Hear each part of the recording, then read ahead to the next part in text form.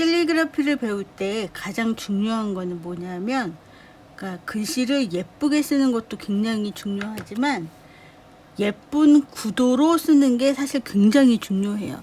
캘리그라피는 어떻게 생각하시면 되느냐 하면, 글씨를 그림처럼 쓰는 게 캘리그라피다 라고 생각하시면 돼요. 캘리그라피란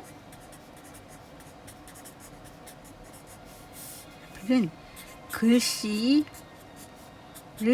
그림으로 생각한다 라고 생각해도 될 정도예요. 그러니까 한 글자 한 글자 예쁜 것도 중요하지만 전체적인 공간 안에 글씨가 얼마나 짜임새 있게 그 문구에 적합한 모양으로 나타내느냐 하는 거거든요. 그러니까 글씨를 디자인한다 라고 생각하시면 돼요. 그러니까 내가 원하는 디자인에 내가 원하는 모양으로 글씨를 쓰기 위해서는 도구, 내가 글 쓸 도구 있죠. 그러니까 우리가 흔히 툴이라고 하잖아요. 모든 도구를 잘 다룰 수 있어야 되죠. 예전에는 글씨 쓰는데 서예붓밖에 없었잖아요. 그죠? 근데 요즘은 그렇지 않아요. 우리가 이제 많이 쓰고 있는 이거 붓펜도 있고, 뭐 나무젓가락으로도 글씨를 쓰고, 뭐 어떤 사람은 휴지를 뭉개 갖고도 쓰고, 그러니까 도구가 무궁무진해지는 거예요. 그러니까 도구가 중요한 게 아니라 글씨를 어떻게 표현해 내느냐가 중요한 것 같아요. 캘리그라피 글씨 쓰시는 거 작품들 보면 어쩔 때는 되게 못 그린 것 같은 것도 있어요. 작품을 보면 글씨는 되게 못 쓴 것 같아. 근데 뭔가 전체적인 구도가 굉장히 멋있는 작품이 있어요. 그런 게 좋은 작품이에요. 물론 글씨를 잘 쓰고 하면 더 좋겠지만, 캘리그라피는 어떻게 보면 한 글자 한 글자가 중요한 게 아니고 전체적인 조화, 구성이 되게 중요한 거다 라고 생각하시면 돼요. 아셨죠? 그래서 오늘 제가 이제 그 글씨를 볼 때 한 글자 한 글자 보는 것보다 어떻게 배치를 하느냐를 보는데, 그거에 있어서 오늘 가장 중요한 게 뭐냐면 바로 요거예요. 제가 이거 올려드릴 거거든요. 그거 올려드리면 그걸 보시고, 첫 번째, 글자 간의 사이를 줄이고 조사는 작게, 띄어쓰기는 최소화. 이게 굉장히 중요해요. 무슨 말이냐 하면,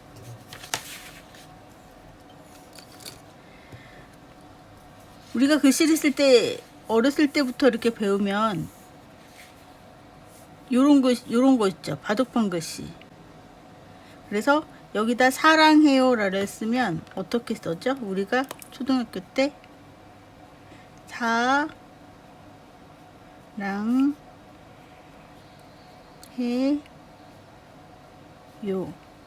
이렇게 쓰죠. 한 칸에 하나씩. 그래서 나중에 이게 좀 발전하면 그냥 줄노트. 그래서 줄을 넘어가면 또 안 돼요. 그래서 사랑해요.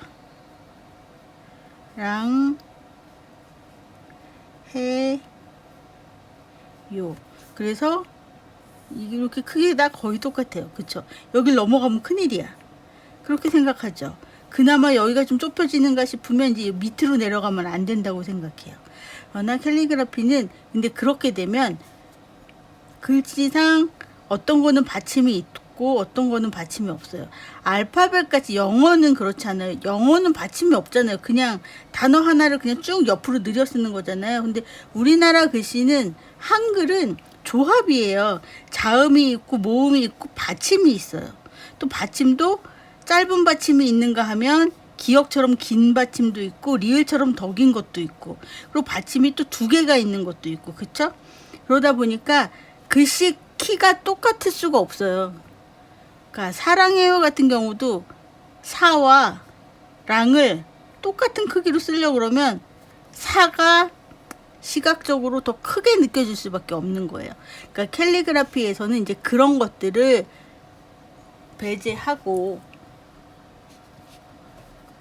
좀 전체적으로, 제가 첫 번째도 말씀드렸지만 전체적으로 구성이 예쁘게 하기 위해서 키 차이도 나고 간격도 좁히고 서로 임팩트 있게 짜임새 있게 착 붙어야 글씨가 예쁘다는 것, 그것을 꼭 기억해 주시면 되겠습니다. 아셨죠? 예를 들어 자, 아까 우리 사랑해요를 썼어요. 그죠? 자, 사랑해요. 각자의 공간이 있어요. 근데 앞으로 어떻게 하시냐면 2번 퍼즐을 맞추듯 글자 사이에 공간에 글을 넣는다 그랬죠. 자, 랑에 이가 여기가 아니라 얘 공간으로 들어가는 거예요. 퍼즐 맞추듯이 요렇게. 그다음에 랑. 그다음에 해가 여기가 아니고 아까 퍼즐이라고 그랬죠. 이렇게 하는 것보다 요렇게 해서 요 사이에 이렇게 끼워 맞추듯이. 그다음에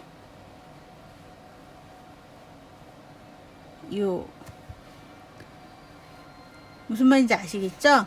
이렇게 글자와 글자 사이에 공간을 좁히고 퍼즐 맞추듯이 이렇게 끼워 맞추듯이 해야 쫙 모이고, 그럼 이러면 더 눈에 안 띌 것 같지만 오히려 더 눈에 잘 띄어요. 그렇다고 너무 막 이렇게 바짝 붙여갖고 막 이렇게 바짝 부딪히면 안 되겠죠. 요령껏. 자, 그 다음에 3번 획 사이의 공간을 일정하게 하세요. 이건 무슨 말이냐면요, 흔한 말로 그러니까 를이라는 거 있잖아요. 를도 그렇고 뭐 불 이런 것도 그렇고 릴만이 아니라 여러 가지 있죠. 자, 이런 거 할 때 우, 리, 를. 자, 이렇게 보면 획과 획 사이의 공간. 자, 이 공간 얘는 이만해. 그리고 여기는 이렇게 좁아요. 여기는 넓고 여기는 또 좁고 넓고 이런 공간이 일정하지 않으면 글씨가 지저분해 보인다는 뜻이에요. 그러니까 획과 획 사이의 공간을 일정하게 해주는 게 글씨가 더 보기 좋고 예쁩니다. 자, 사랑해요를 그럼 다시 해볼게요. 사랑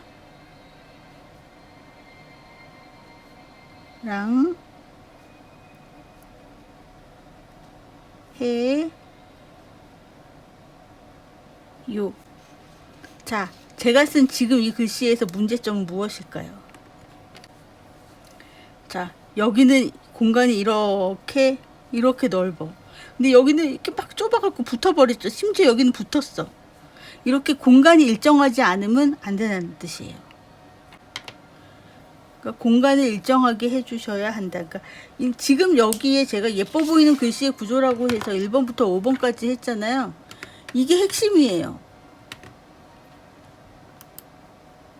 이것만 잘 지키면 솔직히 진짜 다 하신 거나 마찬가지라고 해도 과언이 아니에요. 아셨죠? 그 다음에 4번 글자의 구조에 따라 높낮이의 변화를 준다. 제가 아까 받침 얘기를 잠깐 했어요. 자, 아까 얘기한 거 다시 한번 하자면 첫 번째는 칸 노트 하는 거를 이렇게 좁혀 주셔야 되고, 이렇게. 자, 그 다음에 아까 4칸 이렇게 칸 노트 지나면 그 다음에 줄 노트로 간다고 그랬죠. 줄 노트 할 때 우리가 아까 그래서 글씨 크기가 똑같다고 그랬잖아요. 그게 아니라 글자 간의 높낮이의 변화를 준다라는 얘기는 아까 그거예요. 자, 사는 받침이 없어요. 랑은 받침이 있죠. 키가 커져도 돼요. 그 다음에 해. 자, 그러면 요는 받침이 없어요. 없지만 요 같은 경우는 모음이 옆에 있는 모음이 아니라 아래에 있는 모음이죠. 그러면 사와 해보다는 키가 커지는 게 보기가 좋다는 얘기예요. 그러니까 딱 봐서 보기가 편안하고 예쁜 글씨는 요런 것들을 지켰을 때 그냥 편안하게 보이는 게 예뻐 보이는 글씨가 되는 거예요. 이거를 이렇게 안 쓰시고